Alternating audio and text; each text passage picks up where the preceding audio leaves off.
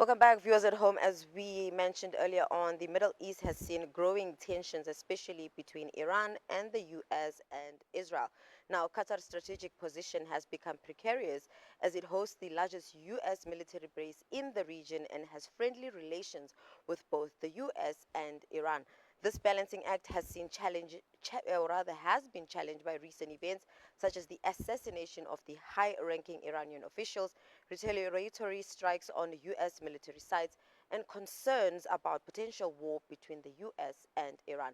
Now, to help us unpack an article in which, it was just speaking on some of the relationships of Qatar and the U.S. and what it means moving forward, is Thembisa Fakude, who is the Senior Research Fellow and Director at Africa-Asia Dialogues. Good evening, Mr. Fakude. Thank you so much for joining us this evening. Thanks for having me. Now, given the volatile nature of the Middle East, what do you believe are the most significant factors that could lead to a potential war between the U.S., Israel, and Iran?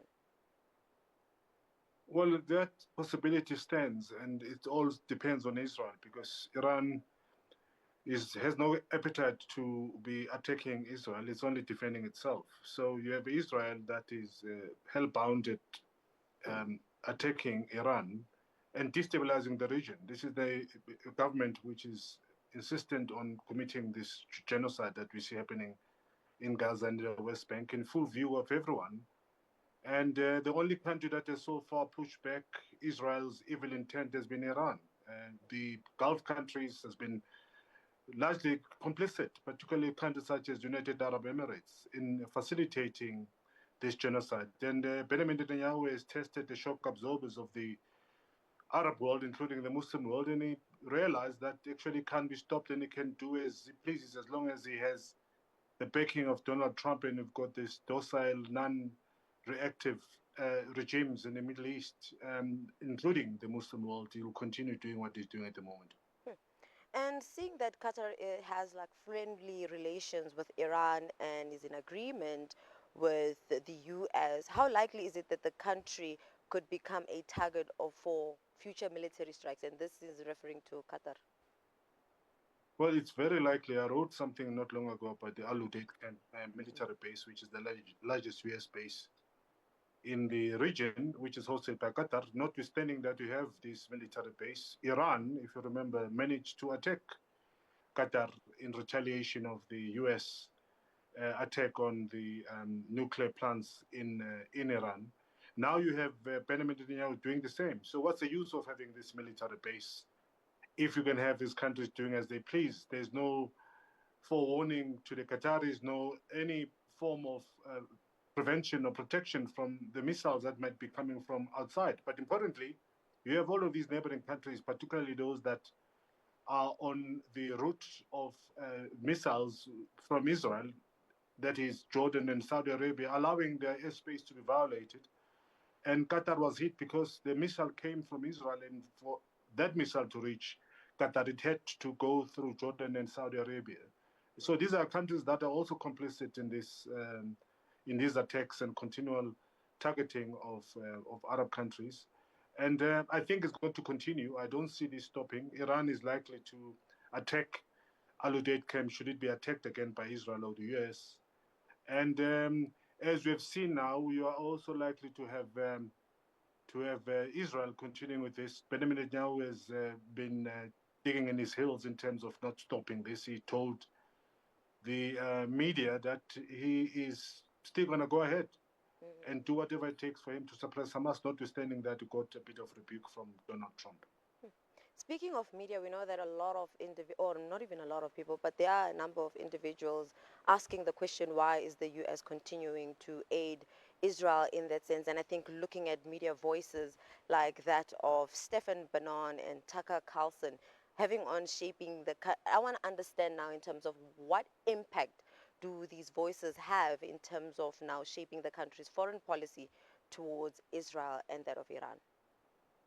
They do have an impact. We are seeing a shift now, not only from the left in the United States, but from the right, including people such as Tucker Carlson that we've mentioned, and Steve Bannon, who are now questioning this blind support of Israel and the blind joining of wars that have been started by Israel around the world. And these very influential media personalities are beginning to question whether that's wise for the United States. But not only that, you have a number of other voices within the United States, students and politicians who are beginning to question the rationale of continuing to support Israel in its wars in the Middle East, but particularly in this genocide, which is likely to haunt all those that supported it. Hmm. And Mr. Fakud, I believe in your article, the Qatar defense minister spoke about how they, I stand to be corrected, they're moving some of, or rather the US is moving some of its assets to different locations, seeing that Al Udeid is being a target each time Iran wants to, retaliate in that. And this brings me to ask, is Qatar's Al Udeid military base more of a target or a deterrent in the context of potential US Iran conflict? Well, it only moved these assets once when Iran indicated that it was going to be targeting Qatar, but that was the first time, in fact, the Qatar space and territory was violated. It was when Iran attacked Qatar. So I don't see them moving any further now, but they will certainly going to put more measures into protecting their assets in Al Udeid camp. But Al Udeid camp is we now know it's actually useless. Qatar has been spending billions of dollars trying to maintain this for years since they've signed the deal with the United States. And when it came to the actual test to protect the state of Qatar, we've seen bombs landing, whether it was from Iran or from Israel. So what's the use of having paid so much money over the years and continue to do so if this military base actually does not serve any purpose? And what role do you see Qatar playing as a mediator between Iran and the US, as well as what potential risks do these pose for the country? Well, there's no more role. I mean, Qatar has been playing a role of mediating between Hamas and Israel with the assistance of the United States, notwithstanding that the Americans presented the proposal for negotiations, and while the Hamas top brass were busy negotiating that, you had Israel bombing them. Mm. Now, one wonders whether the role of Qatar is still going to be sustainable, or they will still continue playing this role.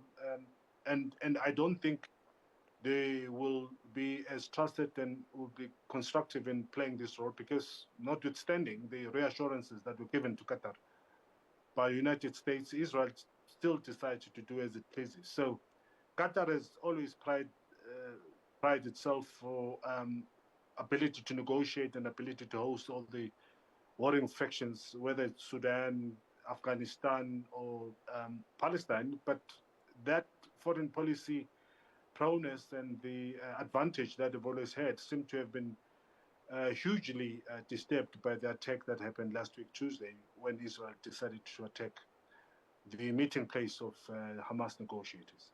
Hmm. And with that being said, just looking at the future of, all things regarding the Middle East tension, what do you believe are the key steps that Qatar and other regional actors should take to mitigate conflict and, most importantly, maintain stability? They should sanction Israel. They should close their airspace to Israel. They should not allow their airlines to be flying to Israel, as is the case at the moment with the Emirati Airlines or the Emirates Airlines. And also, countries such as Turkey continue also to serve Israel in one way or the other, including uh, you know, uh, uh, trans- transporting the Israeli um, clients who are flying at the moment with Turkish Airways. So they must shut down the possibility of ever dealing with them. They must shut down the possibility of even supplying energy and other goods and services to Israel. We know, for example, that Israel continues to normalize at the behest of United States, countries such as United Arab Emirates, Bahrain, and others have normalized relations. They should rescind those decisions because Israel is actually dangerous to the region. It's actually dangerous to the GCC.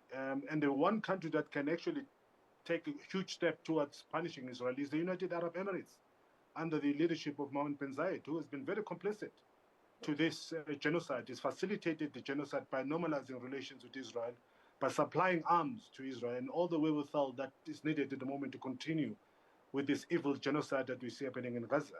Mm. So until you have this unified position by the Arab states, including the Muslim countries, Israel is going to continue doing as it pleases, and Qatar will do nothing to stop Israel from doing so, because it doesn't also want to import this conflict into the shores of Qatar. But unfortunately, at the moment, people of Gaza and West Bank are on their own. There is no leadership that we can call upon to help them. There is no Mohammed bin Salman of Saudi Arabia who continue to claim to be representing and being the trustee of Muslims around the world to help.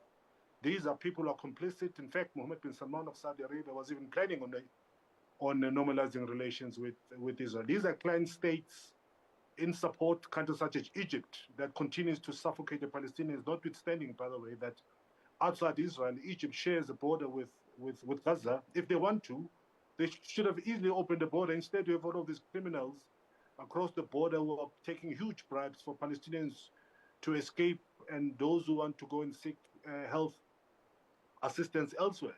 So these are countries that are, giant states, part and parcel of the problem. They call themselves Muslim by name, but countries such as United Arab Emirates and Egypt are very complicit in this problem. And until we deal with that as Muslims, in terms of jumping up and down, speaking nice about Saudi Arabia and Egypt, we should take a position to say that these are countries that are complicit. And if you really want to see change and help the Palestinians, we need to start, number one, disengage in terms of diplomatic relations with Israel. Egypt continues to have very friendly relations with Israel. As I've said, United Arab Emirates, Morocco, Bahrain, and others continue to do so. So we need to go back to the drawing board in terms of sanctioning this evil regime that is continually killing people on a daily basis. Hundreds of people killed queuing for food. At the moment, Benjamin Netanyahu and his forces are flattening Gaza City because they want it to be inhabitable so that the Palestinians can be forced to go further south. This is happening real time, and he doesn't seem to care, and no one is condemning it. In fact, you have them treating Benjamin Netanyahu with kids' gloves. People such as King Abdullah of Jordan. These are all puppets that have been part and parcel and instrumental in perpetuating this evil crime.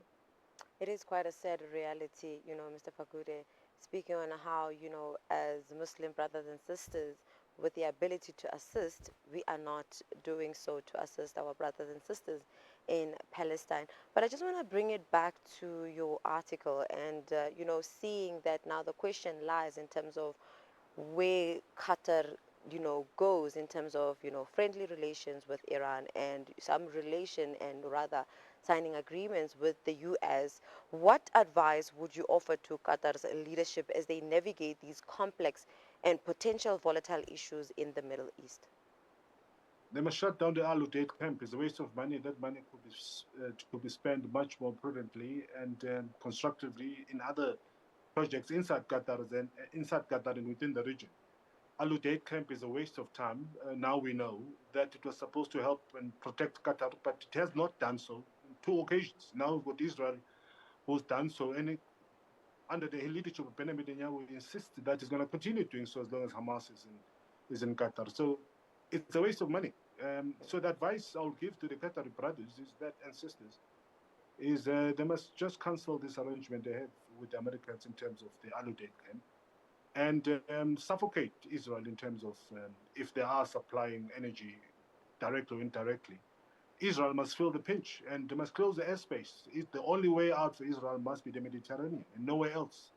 If they want to get anywhere around the world, they must go through the Mediterranean, but the Arab countries must not allow Al Al airlines, must not allow the Israelis to fly across the airspace of any of the Arab or Muslim countries for that matter. And just in closing, Mr. Fakude, any closing shots or thoughts you'd like to leave us with? Yeah, the thought I'd like to leave us with is that the Muslims in South Africa, particularly the prominent clergy who have been very quiet, even during khutbas on Fridays, very quiet in terms of condemning what's going on in Palestine, but importantly, very quiet in terms of condemning the culprits that are facilitating this genocide, including United Arab Emirates, Egypt, and Saudi Arabia that was about to normalize relations. They need to speak up. It's not good. It's not good enough for us to be continually protesting, but when we go to the masajids, the only low-hanging fruit that can be criticized is Israel. But you have the enablers of Israel, who are Muslims as well, and they have to be criticized.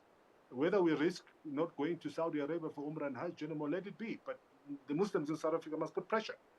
And they must go to these powers who are represented in this country and voice their concerns, particularly the United Arab Emirates under the leadership of Mohammed bin Zayed, that has been very complicit in perpetuating this evil crime that we see.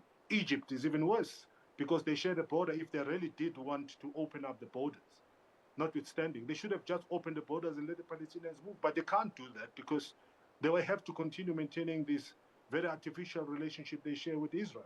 So we've got these culprits amongst ourselves who claim to be representing Muslims and who claim to be fighting on behalf of the Palestinians, but none of them have called for any serious action against Israel. For the first time, we're hearing, at least today and yesterday, in that meeting that is currently going on in Qatar, of the Arab countries and Muslim countries actually putting or uttering some strong words against Israel. But other than that, we have not heard anything from these client states.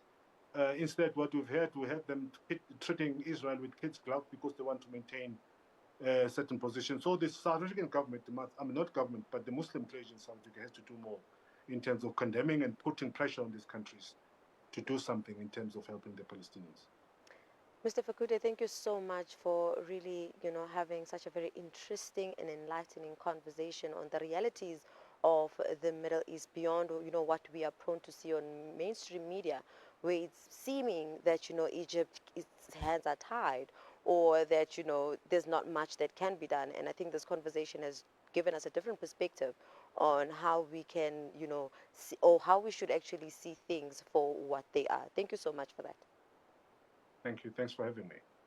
Viewers at home, that was my guest, Mr. Thembisa Fakude, who is a senior research fellow and director at Africa Asia Dialogues, as we unpack all things regarding Middle East tensions and seeing where to from here when it comes to Qatar, seeing that it has, friendly relations with Iran and some relation with the US. But viewers at home, let's head over to an ad break. We'll see you just after this.